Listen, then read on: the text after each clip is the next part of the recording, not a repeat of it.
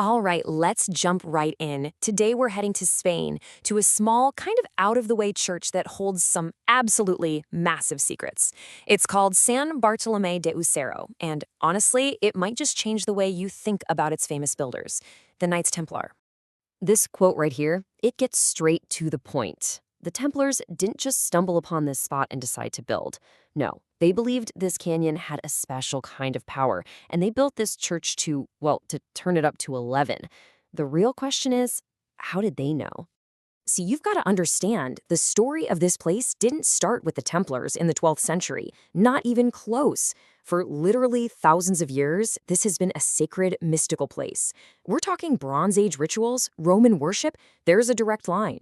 The Templars were just the latest in a long line of people who knew something special was going on here.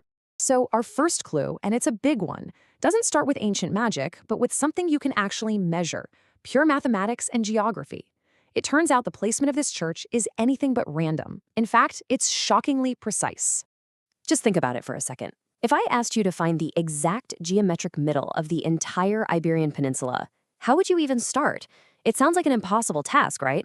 Well, someone actually figured it out in the 1970s, and what they found is just wow. So this researcher, Juan Garcia Atienza, he took the two absolute furthest points of mainland Spain. You've got Cabo de Creus in the east and Cabo Finisterre, which literally means the end of the earth, way out in the west. And then he did the math to find the precise midpoint between them. And this is where it gets crazy. The point he found, the true geometric heart of the entire peninsula, wasn't just some empty field. It landed on the exact spot where the Knights Templar built the church of San Bartolomé hundreds of years earlier. What are the odds? Okay, so a perfect location is one thing, but the next clue is in the church itself. This building isn't just a place of worship, it's a finely tuned astronomical machine. And the craziest part, it still works perfectly today. Modern analysis has confirmed that the church is built around at least two major solar alignments. And we're not talking kind of close. These are exact, on-the-dot alignments tied to very specific days of the year.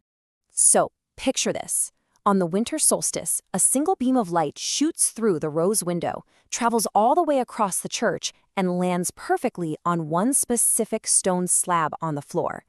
This is more than just a cool light show. It's a direct link to ancient Roman traditions honoring Janus, the god of solstices, the gates of the year.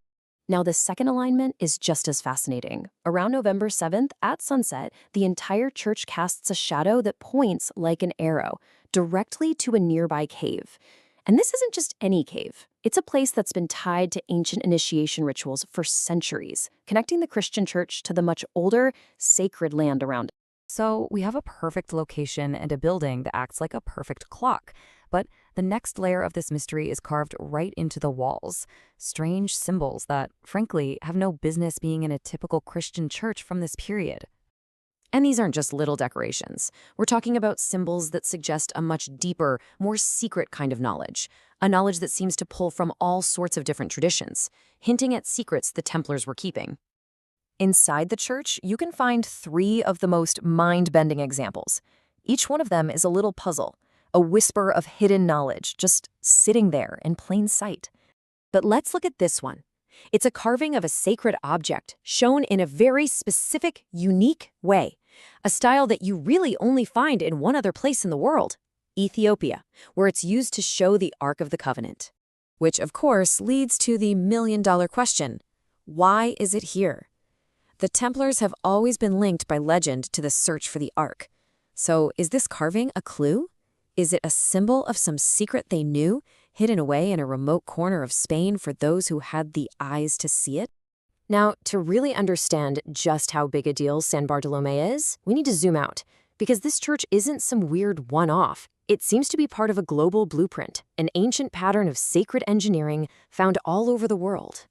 Just look at this. Whether it's the legendary Chartres Cathedral in France, built right on top of an old Druid site, or the 5,000-year-old Newgrange tomb in Ireland, you see the exact same playbook. You combine brilliant architecture, precise astronomy, and you always build on top of a pre-existing sacred spot. San Bartolomé fits that pattern perfectly. So we've got these powerful interlocking pieces of evidence. We have the perfect geometric location, the solar alignments that work like clockwork, these bizarre symbols, and its connection to a global pattern. What does it all add up to? Well, here are the big takeaways. It shows us that sacred sites have histories that go way, way back. That buildings can be so much more than buildings. They can be functional machines. That for people like the Templars, geometry and astronomy were serious tools of power. And maybe most important of all, it suggests they valued ancient wisdom just as much as their own faith. And that leaves us right here with this question. Could all of this, the impossible geography, the solar precision, the out-of-place symbols, could it all really just be a string of wild coincidences? Or are we looking at a secret, a code written in stone and sunlight that's still keeping perfect time, just waiting for us to figure it out? The evidence is there. Now, it's your turn to investigate.